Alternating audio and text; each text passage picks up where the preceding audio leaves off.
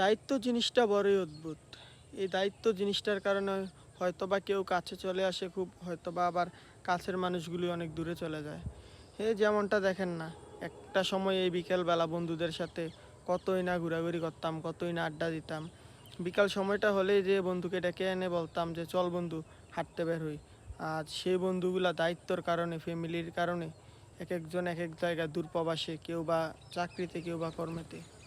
আবার দেখা যায় কারোর সাথে বছরের পর বছর দেখা হয় না, কিন্তু সেই বন্ধুগুলোর সাথে আগে 1 ঘন্টা কি 1 মুহূর্তে দেখা না হলে অনেক খারাপ লাগতো, অনেক একা একা লাগতো। আজ সেই বন্ধুগুলাই বছরের পর বছর দূর প্রবাসে পড়ে আছে, চাকরির জন্য দূর শহরে পড়ে আছে।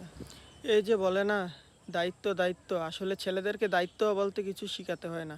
সময়ের সাথে সাথে ছেলেরা সব কিছুই এভাবেই শিখে যায়, এভাবেই মানিয়ে নিতে পারে।